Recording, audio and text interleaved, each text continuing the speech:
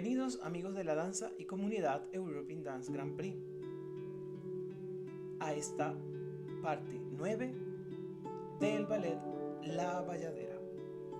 Pero antes, los invitamos a suscribirse a nuestro canal, darle like, activar la campanita, compartir estos maravillosos videos de historia de la danza. Comenzamos. Todos los temas coreográficos que se han descrito reaparecen en la sección final de la obra, la repetición, desenlace. Aquí se desarrolla aún más en oposición entre sí. A medida que se desarrollan los temas, los solistas y el cuerpo de baile los interpretan alternativamente. El efecto es de mucha gente corriendo, un efecto que se ve amplificado por el hecho de que siempre hay nuevos bailarines en el frente. Tanto los solistas como el cuerpo de baile alcanzan un clímax. El del cuerpo de baile, el episodio donde las bailarinas saltan hacia atrás en un arabesque, casi flotando, no es menos impresionante que el de los solistas. Debo mencionar que en esta escena de La Bayadera, como en otros ballets de Petit Pas, a veces se hacen cambios inaceptables, debido a que no captan la esencia de la obra.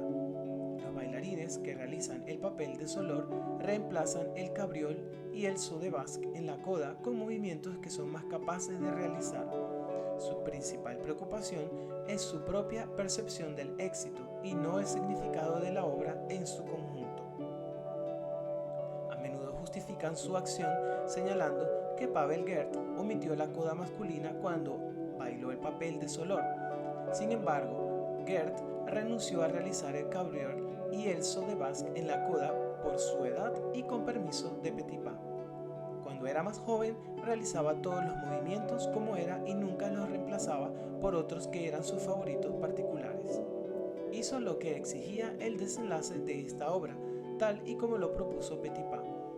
Lopukov habló con Gert y le confirmó que la coda se basaba en la repetición musical de la coda de Nikia y que los movimientos consistían en un cabriol derrière precedido por un tombé, precedido directamente por un tombé sin un paso antes del cabriol, seguido por un paso adelante en un arabesque. En el transcurso del cabriol el bailarín avanza y cuanto mayor es su avance, más bella es la apariencia del movimiento. Esta combinación se realizaría 2 veces, seguida de un entre-chassés. Toda la secuencia se repetiría usando la otra pierna. Luego vinieron los saut de basque en un círculo como lo realizó anteriormente Nikia. La impresión creada fue de un diálogo entre los dos solistas, o más exactamente de un animado intercambio coreográfico entre temas encarnados por los solistas.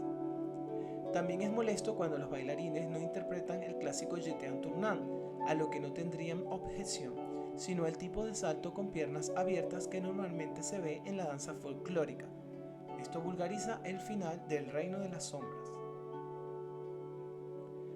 Recuerde que un verdadero jeté en tournant siempre termina con una hermosa attitude, la pose del dios Mercurio.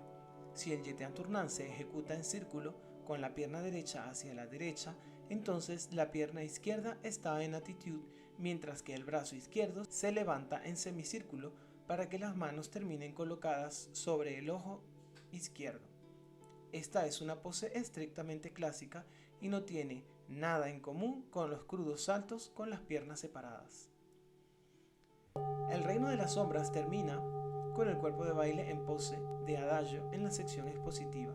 El coreógrafo las colocó en el piso y repite el port de bras con un brazo mientras se le apoyan en el suelo con el otro. Esto da la impresión de una acción que aún no se ha completado. Al mismo tiempo, los solistas repiten la pose básica. Solor apoya a Nikia y ella se coloca en attitude. Lopukov, en su descripción, ha tratado de resaltar el hecho de que esta brillante pieza de coreografía no es simplemente una colección de movimientos que funcionan bien, sino un trabajo inspirado en una sola idea. De ahí su estructura, que considera la de una forma de sonata coreográfica.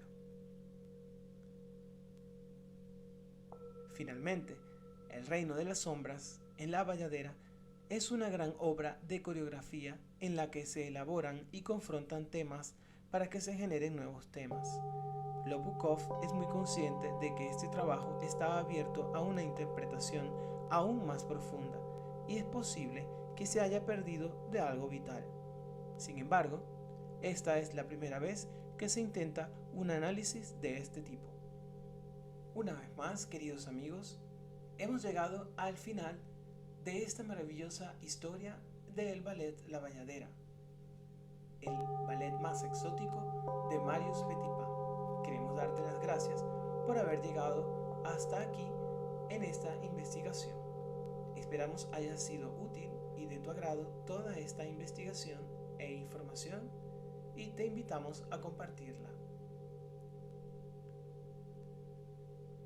Muchas gracias de todo corazón. Hasta pronto.